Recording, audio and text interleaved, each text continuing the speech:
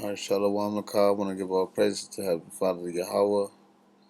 All praises to Heavenly Father Yahweh, the water Yah, Brakatah Yahweh, the water Yahweh, Kasad Yahweh, Yahweh. All praises to Heavenly Father Yahweh, Bahashem, Mashiach, Yahushua, Bahashem, Yahukkah, Tuah. This is going to be from Wikipedia.org on basically, you know what I'm saying, the history, a little bit of history on uh, people getting thrown in coliseums and thrown to lions and things of that nature. You know what I'm saying? You had that in ancient Rome and other empires, which this was happening during the Hellenization period. It says Damnatio ad bestias, if I said that right. Right here on the right side, it says got a panther. This dude getting condemned to a damn panther, man. Shit crazy. It says panthers devouring a criminal. Roman floor mosaic 3rd century AD archaeological museum of Tunisia. So you see this dude's getting condemned to a panther, man. That's a terrible death, man. It says damnatio ad bestias, Latin for damnation to beasts, was a form of Roman capital punishment. So this was one of the punishments of the Romans, man. And you know the Romans had the Israelites in slavery, man. Okay? In which the condemned person was killed by wild animals. This form of execution, which first came to ancient Rome around the 2nd century BC, was part of the wider class of blood sports called bestiary,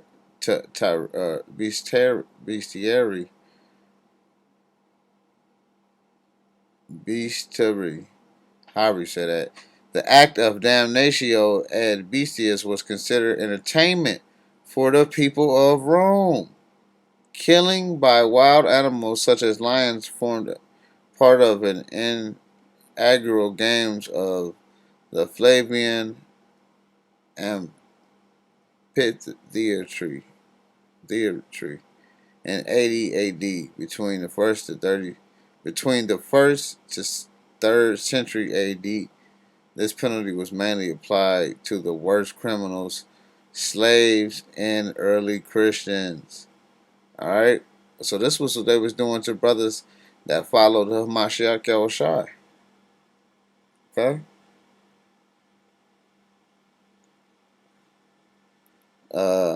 there's even an account in the New Testament where Paul says something about fighting with beasts, man. Which that what was going on in the ancient Roman Empire, man. Let's get that real quick.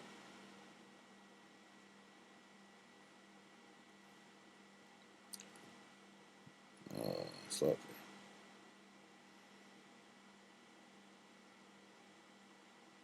this is 1 Corinthians 15:32.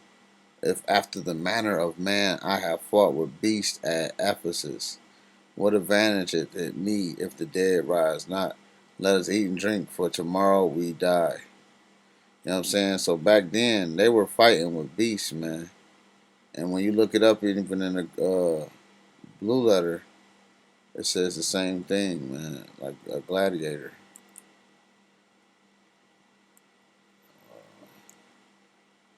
Let me go back. Go to the blue letter. Yeah, man. These heathens, they had some terrible judgments for us, man. The Most High set them up, man, for our punishment, man.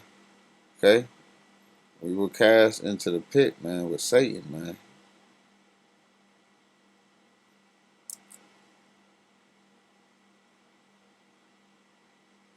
All right, it's a fact that they were throwing Christians, Hellenized Israelites into coliseums, man, and had us being like gladiators. That's what you see today in your football arenas and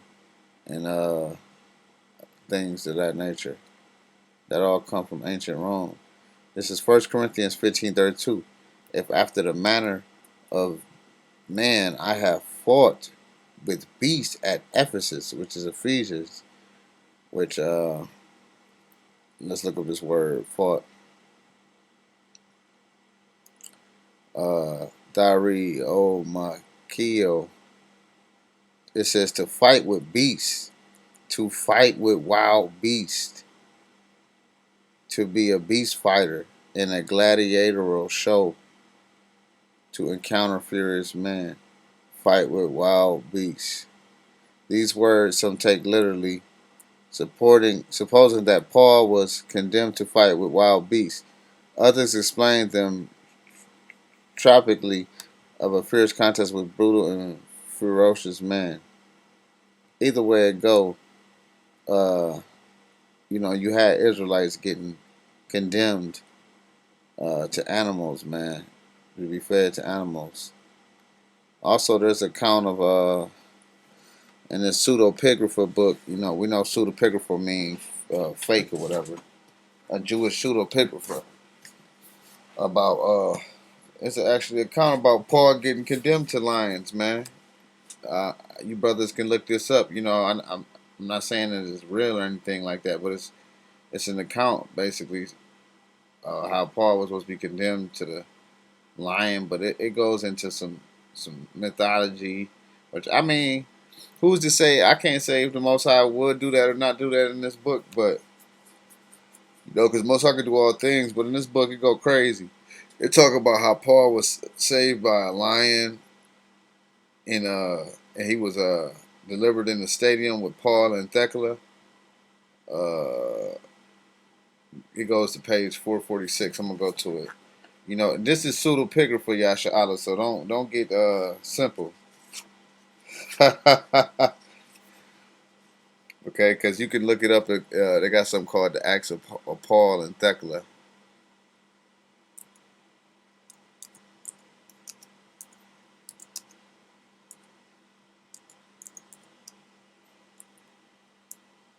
Which is supposed to be pseudepigrapha.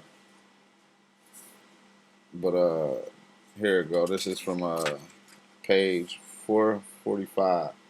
It says the Acts of Paul was composed around AD 185 through 195 by a presbyter in Asia Minor, who was rewarded for his work by expulsion from the church. It's like them go down.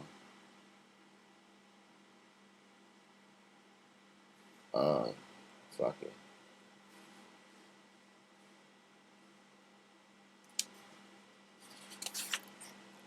Oops.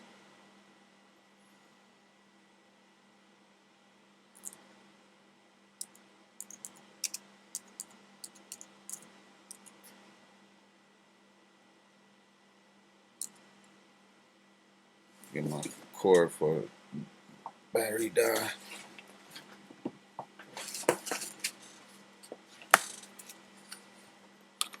It's like it, Yashala. But yeah, this is from pseudepigrapha, the Acts of Paul. It's a Christian apocrypha. Okay. It says like here we go. Thecla's next it says Thecla's next adventure involves Alexander, another would-be lover, who Thecla spurns, in which she is condemned by the governor to be torn apart by beasts. Thecla, she was supposed to be a Israelite, I believe. I'm gonna look into this in a little bit, just a second. It says Thecla is again taken naked into the stadium. A bear and lioness charge her, but a protective lion kills them. After Thecla baptizes herself, she dives into a pit of water with killer seals. Let me go down. Then it says we next find Paul in Ephesus, where he is condemned to be killed by beasts for preaching chastity to wives of local officials. In the stadium, Paul has remarkable conversations with a fierce lion with whom he early baptized. It says God saves both Paul and the baptized lion by causing sudden hail to fall on the stadium, which kills many people and beasts and tears them off their ear or whatever. It says Paul and the lion escapes. Paul's okay. Yeah, but in here it goes into how it's basically say how the Paul was supposed to be condemned into the stadium. Let's see, this is from Wikipedia. Acts of Paul and Thecla. The Acts of Paul and Thecla is an apocryphal story, good speed called a religious romance of Saint Paul's influence on a young virgin named Thecla. It is one of the writings of the New Testament Apocrypha. All right. Let's see what else they got on here.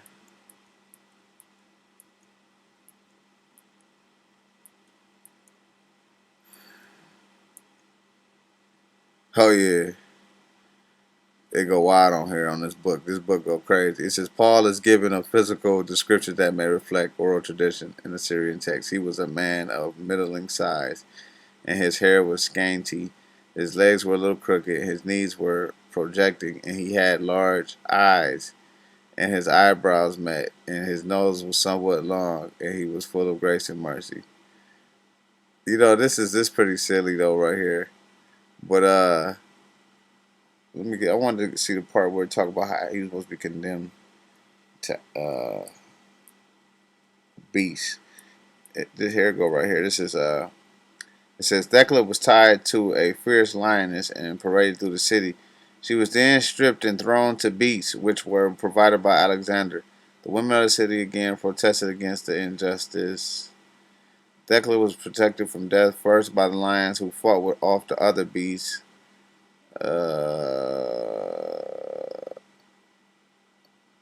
Slug. Yeah, this Paul and Thecla go wild, but my point is, man, you know, Israelites were actually getting thrown to beasts, man. You know, that was really happening, man. Whether this story is, pseudepigrapher or not, but Israelites were being thrown and condemned to beasts, man. Let me look up this Thecla real quick. Thecla was a saint, right? She's an Israelite of the early Christian church, an important follower of Paul the Apostle. It's like we're gonna go down. Oh yeah, yep. Because they also was doing burning at the stake, which that was another punishment they sent by putting brothers and sisters on fire. Saint Thecla was miraculously saved from burning at the stake, right there. See that? See what else they got on here. She became a healer, the Hellenistic physician. So this was in the Hellenistic period, man.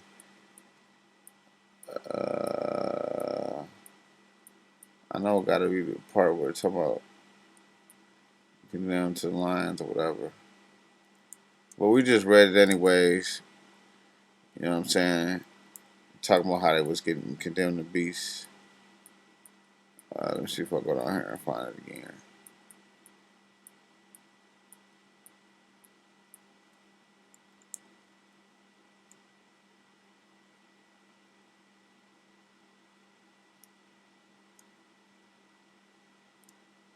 Yeah, don't really go into it on here, but yeah, you had Israelites getting condemned to beasts, man. All right, let's see if I put lion on here, maybe it'll pop up.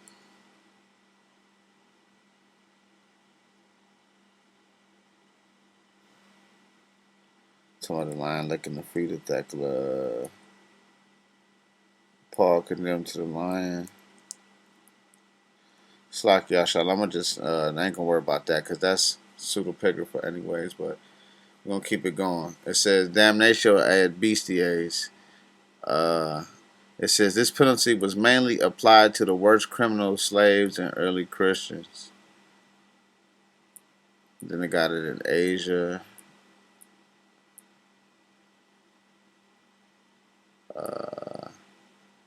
Carthaginian general Hamilcar Barca threw prisoners to the beast, whereas Hannibal's forced Romans captured in the Punic Wars to fight each other. and the survivors had to stand against elephants. It says ancient Rome. Lions were rare in ancient Rome, and human sacrifice was banned by Numa Pompilius in the 7th century BC, according to the legend. Damnatio ad bestias appeared there not as a spiritual practice, but rather as a spectacle. Right, it was just something to watch. It was entertainment. In addition to lions, other animals were used for this purpose, including bears, leopards, cas, uh, Caspian tigers, and black panthers. It was combined with gladiatorial combat and was first featured in the Roman and transferred. Right. Various animals were used, such as hyenas. Man,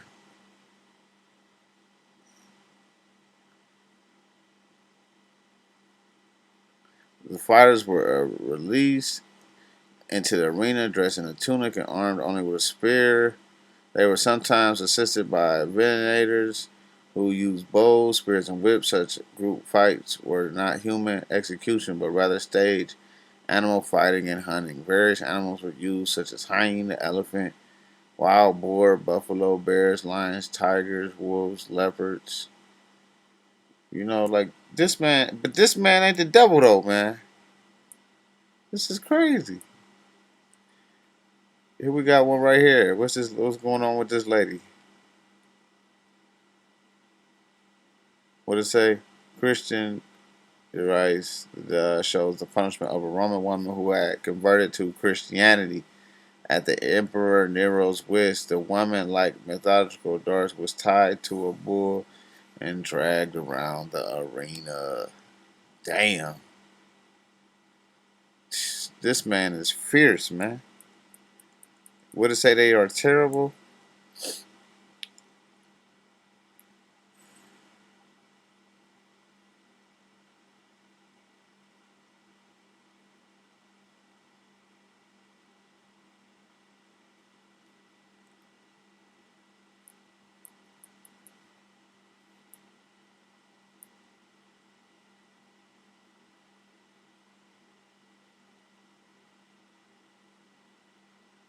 Would it say he states in general the spread of the practice of throwing Christians to beasts were reflected by the Christian writer Tertullian, 2nd century. He states that general public blamed Christians for any general misfortune, and after natural disasters would cry away with them to lions. This is only reference from contemporaries mentioning Christians being thrown, especially to lions. Man, we done been through it all, man. Throwing the sharks, throwing the lions, going into slavery on slave ships, being smitten, being hung on tree, all right, getting our noses and our members cut off, man. Ain't nobody was done like us, man. Oh man, the men and women were brought back out in separate groups, and first of men and women exposed to a variety of wild beasts. The victims were chained to poles and elevated platforms. Those who survived the first animal attacks were either brought back out for further exposure to the beast or executed in public by a gladiator. Man, these like only the wicked, man. This is crazy.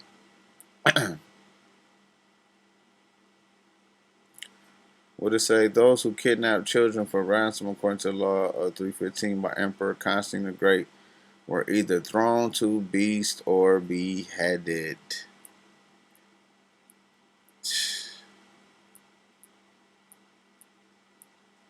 Then you got the martyrdom of Saint Euphemia. I don't know nothing about that. Oh, then they got Saint Thecla over here. Survived according to various legends. An early description of escape from death by devouring is the story of Daniel in the book of Daniel, 2nd century BC.